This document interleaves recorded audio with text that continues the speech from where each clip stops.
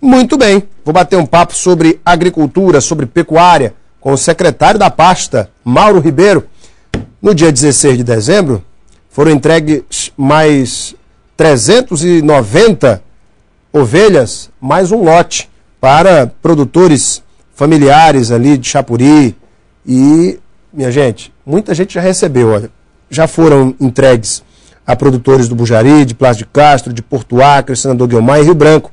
Receberam em dezembro um lote de ovelhas. No último dia 16, na segunda-feira, 30 produtores familiares de Chapuri também receberam seu lote de carneiros das raças Santa Inês e Dorper. É uma aposta do governo do estado, da Secretaria de Agricultura e Pecuária, na produção dos ovinos aqui no Acre. Alguns pecuaristas já tentaram, alguns produtores já tentaram no passado, alguns não conseguiram êxito, mas o governo aposta em novas tecnologias, em novos implementos, em novas vacinas e, é claro, em todo o aparato técnico para que seja um sucesso a produção de ovinos no Acre. O secretário nos fala sobre isso e de muito mais. Secretário, muito boa noite. Boa noite. Tudo bem? Tudo bem. Tranquilo? Secretário, quer dizer então que os produtores lá de Chapuri receberam quantas cabeças de Santa Inês e Dorper? Até o final do ano passado nós conseguimos entregar 3.370 para vários municípios. Eu achei que tinha tido um resultado razoável, mas o governador chamou semana passada, ele quer agora 3 lotes por mês, porque assim, Alain, o que mais está incentivando a criação de carneiro é o mercado. Desde que a gente começou essa nova etapa de governo, nós estamos dizendo que precisa diversificar a produção. Você não precisa ser um especialista em criação de carneiro, mas se o produtor tiver lá 10, 15, 20 para vender, para aumentar a renda dele e ter no mercado garantido, então a gente está nesse caminho.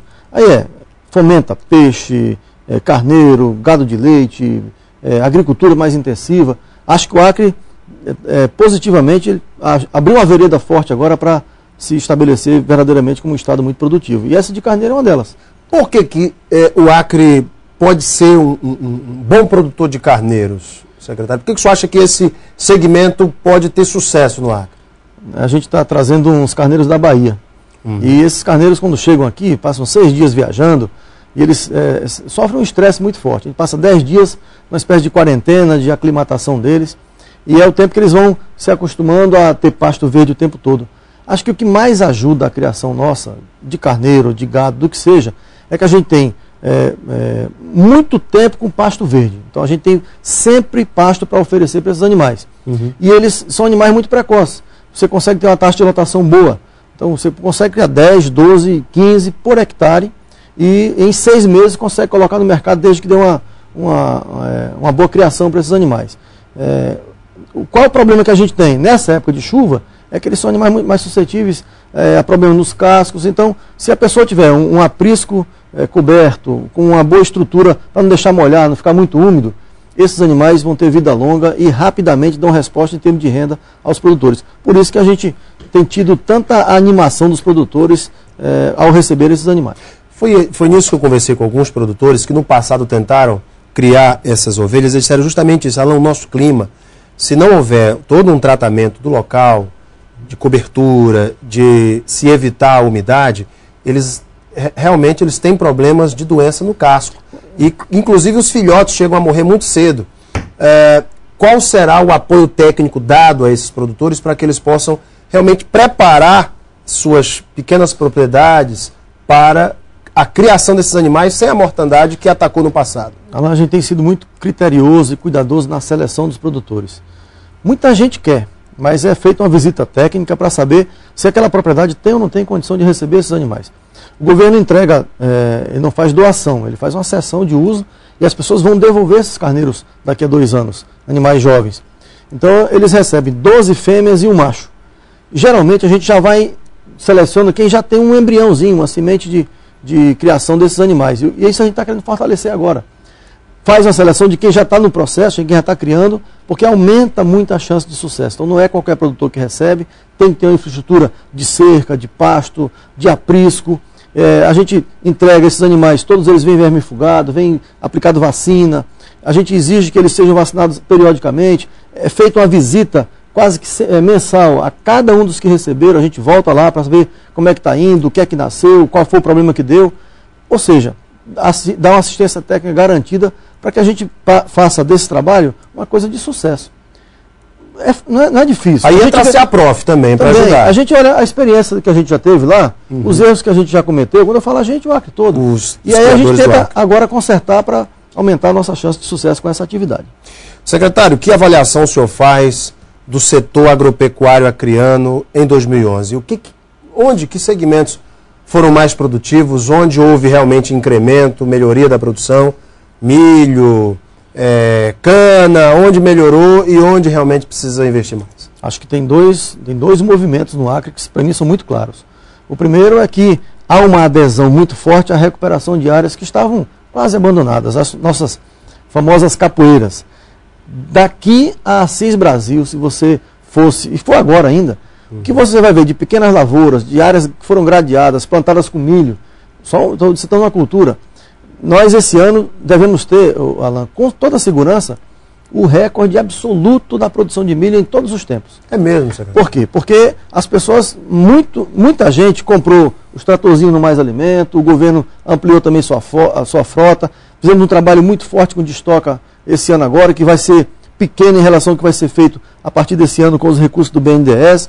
Então esse primeiro movimento em relação à lavoura mais intensiva, a plantar com adubo, fazer correção diária, daqui a Assis Brasil e mais produtores de Cruzeiro do Sul, Manso Lima, Rodrigues Alves, não estamos atingindo a todos ainda, mas a gente vai chegar muito próximo disso. Então é um trabalho que começou e está dando muito resultado.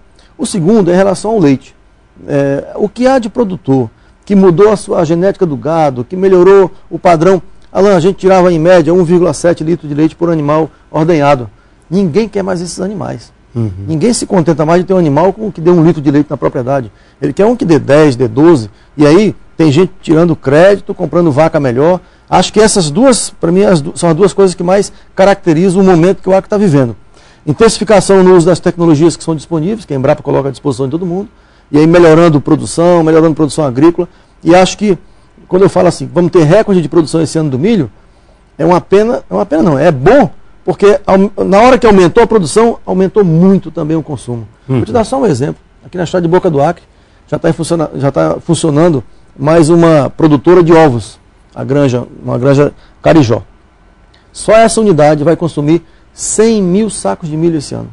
Então, tudo que aqueles produtores produzirem, vai deslocar 20 quilômetros, porque já tem um mercado garantido. Já tem a compra garantida. E a álcool verde, secretário, e a cana? Como é que está esse processo? Quando é que a gente vai ver realmente essa fábrica deslanchar? Bem, esse ano, eu imagino que eles tenham conseguido preparar quase 1.000 hectares a mais para a área para ser plantada. Ali é um processo demorado e muito caro, porque exige a substituição da atividade das pessoas, arrendamento de terra, mas está caminhando lá.